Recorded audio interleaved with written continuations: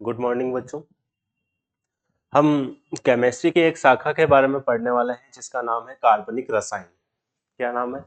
कार्बनिक रसायन।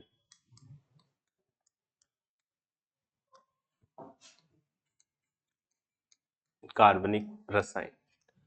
तो कार्बनिक रसायन अपने आप में रसायन विज्ञान की एक शाखा है जिसमें कार्बन, हाइड्रोजन के उत्पादों के बारे में अध्ययन करते हैं।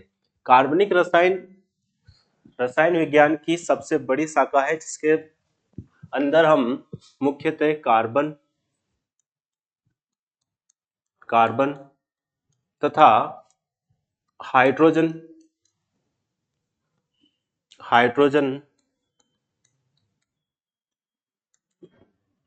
या इनके व्युत्पित यौगिकों का अध्ययन करते हैं। व्युत्पित यौगिकों का अध्ययन करते हैं। तो कार्बनिक रसायन या ऑर्गेनिक केमिस्ट्री क्या होती है? तो कार्बन तथा हाइड्रोजन या इनसे व्युत्पित यानी कि कार्बन तथा हाइड्रोजन से मिलकर बने यौगिकों का अध्ययन करते हैं, उसे हम बोलते हैं कार्बनिक रसायन। तो ऑर्गेनिक केमिस्ट्री के अंदर हम मुख्यतः कार्बन की सामान्य जानकारी बात करेंगे।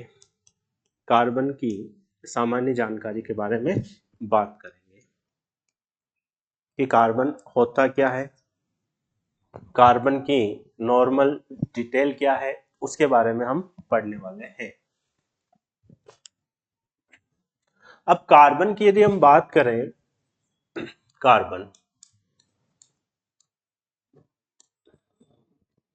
कार्बन क्या होता है? तो कार्बन को हम C से प्रदर्शित करते हैं। किससे प्रदर्शित करते हैं? C से प्रदर्शित करते हैं। कार्बन का जो परमाणु क्रमांक होता है, कार्बन का परमाणु क्रमांक जिसको हम Z से डिनोट करते हैं, और परमाणु क्रमांक बराबर क्या होता है? प्रोटॉनों की संख्या, नंबर ऑफ प्रोटॉन्स। प्रोटॉनों की संख्या से हम रिप्रेजेंट करते हैं, यानी कि Z इक्वल टू क्या होता है? P plus. तो कार्बन के अंदर P प्लस प्रोटॉनों की संख्या कितनी होती है? 6 होती है। तो हम बोल सकते हैं कि कार्बन का जो परमाणु क्रमांक होता है वो भी 6 होता है। कितना होता है? 6। इसमें नंबर ऑफ इलेक्ट्रॉनों की संख्या कितनी होती है? तो जितने प्रोटॉन्स होते हैं उतने ही उसमें क्या होते हैं? इलेक्ट्रॉन्स होते हैं। तो इसमें इलेक्ट्रॉनों की संख्या कितनी होती है? 6। तो एक उदासीन कार्बन में इलेक्ट्रॉनों की संख्या कितनी होती है? 6 होती है। नंबर ऑफ प्रोटॉन्स कितने हैं? 6। नंबर ऑफ इलेक्ट्रॉन्स कितने हैं? और सामान्यतः नंबर ऑफ न्यूट्रॉन्स यानी कि न्यूट्रॉनों की संख्या भी कितनी होती है? 6 होती है। कितनी होती है? 6 होती है। तो number of proton 6, number of electron 6 और नंबर ऑफ न्यूट्रॉन 6। इलेक्ट्रॉनों की संख्या भी 6 हुई, प्रोटॉनों की संख्या भी 6 और न्यूट्रॉनों की संख्या भी 6। तो हम बात करते हैं इसका परमाणु द्रव्यमान। इसका परमाणु द्रव्यमान कितना होता है? परमाणु द्रव्यमान को हम A से लिखते हैं, और परमाणु द्रव्यमान बराबर क्या होता है? P प्लस N, यानी कि प्रोटॉनों की संख्या प्रोटॉनों की संख्या प्लस न्यूट्रॉनों की संख्या बराबर, प्रोटॉनों की संख्या कितनी है? 6, न्यूट्रॉनों की संख्या भी कितनी है? 6। तो टोटल कितना हो गया? 12। तो सामान्यतः कार्बन का जो परमाणु द्रव्यमान होता है वो कितना होता है? 12 होता है। ये अपने को बेसिक जानकारी होनी चाहिए। तो कार्बन को हम सामान्यतः प्रदर्शित कैसे करते हैं, यानी इसका जो प्रतीक होगा वो क्या होगा? C। इसका परमाणु क्रमांक कितना है? 6 और परमाणु भार कितना है? 12। ये इसका क्या होता है? प्रतीक चिन्ह होता है।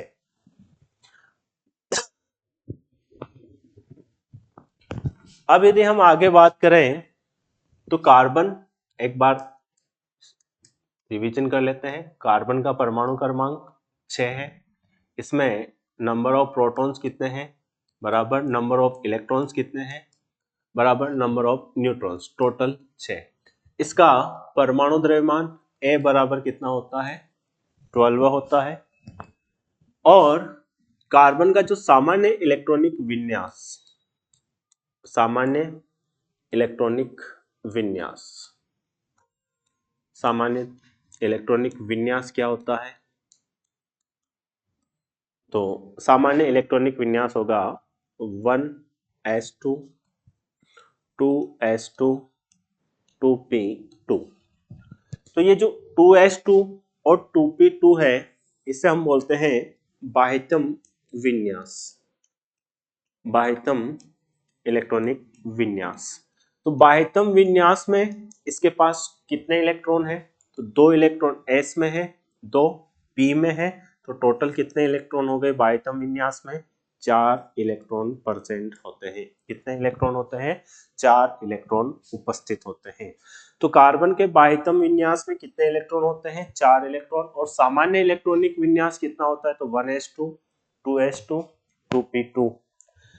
अब यदि हम बात करें आवर्त सारणी में, आवर्त सारणी में कार्बन का स्थान क्या है? तो आवर्त सारणी यानी पीरियोडिक टेबल में कार्बन का जो स्थान होगा, तो कार्बन आवर्त नंबर 2 का सदस्य है, आवर्त सेकंड यानी आवर्त 2 का सदस्य है, तथा वर्ग, वर्ग की यदि बात करें तो ये वर्ग नंबर 14 का सदस्य है। तो आवर्त सारणी में आवर्त कौन से आवर्त में आता है कार्बन? दूसरे वाले में। और कौन से वर्ग का सदस्य है? तो 14वें वर्ग का सदस्य है। हमने देखा है कि इसका जो लास्ट अंतिम इलेक्ट्रॉन है वो पी कक्षक में जाता है। तो हम कह सकते हैं कि कार्बन जो होता है वो पी ब्लॉक का सदस्य है। आवर्त सारणी में कौन से ब्लॉक का सदस्य है? पी ब्लॉक का सदस्य है, पी ब्लॉक का सदस्य। कौन से ब्लॉक का सदस्य है? पी ब्लॉक का। अब कार्बन का स्थान कौन सा होता है? आवर्त नंबर कौन सा होगा? दूसरा। वर्ग कौन सा होगा? 14। तो इसका अंतिम इलेक्ट्रॉन ये सकते हैं पी ब्लॉक का सदस्य है, पी ब्लॉक का सदस्य है। अब यदि हम बात करें तो अपने आप को कार्बन कैसे स्थायी करता है? तो कार्बन के यदि हम स्थायित्व की बात करें, कार्बन के स्थायित्व की यदि हम बात करते हैं, तो कार्बन को स्थायी बनने के लिए इसके पास दो ऑप्शन होते हैं।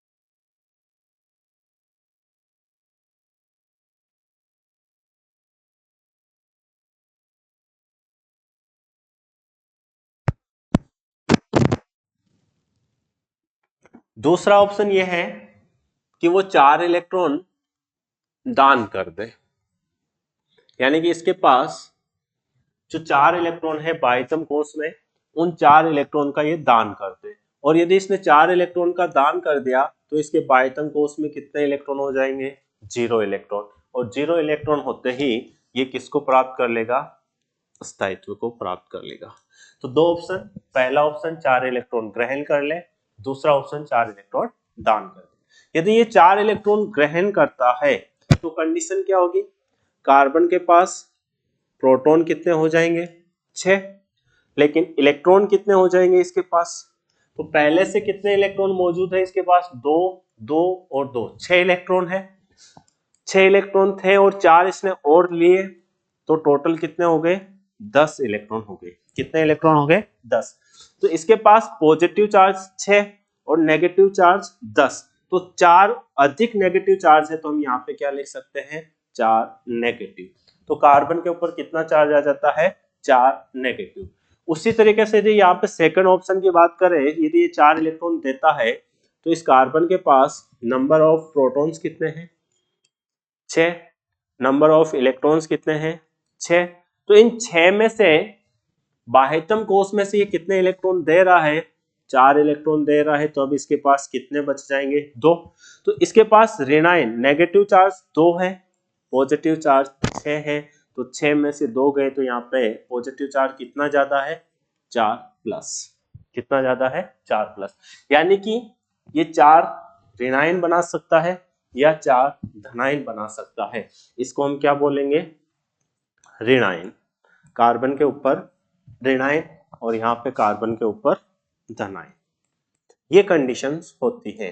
या तो ये 4 इलेक्ट्रॉन दे सकता है या 4 इलेक्ट्रॉन ले सकता है और अपने आप को क्या कर सकता है? अस्थायी बना सकता है। लेकिन अच्छी बात यह है या मजेदार बात यह है कि ये दोनों ही ऑप्शन इसके पास, या ये दोनों ही ऑप्शन का यूज नहीं करता है। तो इंटरेस्टिंग बात क्या हुई कि कार्बन ना तो 4 ऋणायन बनाता है ना ही 4 धनायन बनाता है। इसके पीछे कारण क्या है, उस रीजन को हमें समझना है। तो यहाँ पे पहला कारण यह है कि इसके नाभिक के पास प्रोटॉनों की संख्या कितनी है? 6। और यदि इसने 4 इलेक्ट्रॉन ग्रहण किए तो इलेक्ट्रॉनों की संख्या कितनी हो गई? 10। यानी कि इस कार्बन का जो नाभिक है वो इन 10 इलेक्ट्रॉनों को संभाल नहीं पाएगा, यानी कि ये 4 इलेक्ट्रॉन ग्रहण करने की कैपेसिटी नहीं रख पाएगा और ऐसे कंडीशन में ये स्थायित्व को प्राप्त नहीं कर सकता। क्यों? क्योंकि यहाँ पे संभालने वाले कितने हैं? 6 और आने वाले टोटल कितने हो गए? 10। तो 10 जनों को 6 जने सही से नहीं संभाल पाएंगे, तो वहां पे अव्यवस्था उत्पन्न होगी और अव्यवस्था उत्पन्न होने के कारण ये स्थायित्व प्राप्त नहीं करेगा और अपने आप को क्या कर देगा? नष्ट कर देगा। यहां पे यदि हम कंडीशंस देखें तो यहां पे हमें इलेक्ट्रॉन्स निकालने हैं। कितने इलेक्ट्रॉन निकालने हैं? 4 इलेक्ट्रॉन निकालने हैं। तो यहां पे यदि आप नाभिक के चारों ओर जो ये इलेक्ट्रॉन्स है, इन यहां से यदि आप इलेक्ट्रॉन्स निकालते हो तो इलेक्ट्रॉन निकालने के लिए आपको क्या देनी पड़ती है? ऊर्जा देनी पड़ती है। और यदि आप ऊर्जा दोगे तो एक इलेक्ट्रॉन तो आप आसानी से निकाल दोगे, इतनी ऊर्जा आप दे सकते हो। दूसरा इलेक्ट्रॉन भी निकाल दोगे, आपने उससे ज्यादा ऊर्जा देनी पड़ेगी। तीसरा इलेक्ट्रॉन निकालने के लिए आपको बहुत ज्यादा ऊर्जा देनी पड़ेगी। 3 इलेक्ट्रॉन भले आप निकाल सकते हो, लेकिन चौथा इलेक्ट्रॉन निकालना पॉसिबल होगा ही नहीं, क्योंकि इतनी ज्यादा एनर्जी आप कहां से कंज्यूम करोगे? यानी कि इतनी सारी एनर्जी आप इसको नहीं दे सकते और इतनी एनर्जी दोगे तो आपका जो परमाणु होगा वो नष्ट होगा। तो यहाँ पे नाभिक जो होगा वो इन इलेक्ट्रॉनों को नहीं संभाल सकता है और यहाँ पर जो नाभिक है, यानी कि जो इलेक्ट्रॉन ग्रहण करने के लिए ऊर्जा की आवश्यकता होती है, उतनी ऊर्जा यहाँ पर मिलेगी नहीं, तो ये 4 इलेक्ट्रॉन ग्रहण नहीं कर दान नहीं कर सकता। यानी कि इलेक्ट्रॉन बाहर निकालने के लिए आपको इसको एनर्जी देनी पड़ेगी और इतनी एनर्जी यदि आपके पास है नहीं तो आप यहाँ से 4 इलेक्ट्रॉन नहीं निकाल सकते हैं। तो यह है कार्बन के स्थायित्व की बात। यानी कि हम मोटे मोटे तौर पे बात करें तो कार्बन ना तो ऋणायन बनाता है ना ही धनायन बनाता है। कार्बन अब कैसे अपना अष्टक पूरा करता है उसको हम पढ़ेंगे नेक्स्ट क्लास में।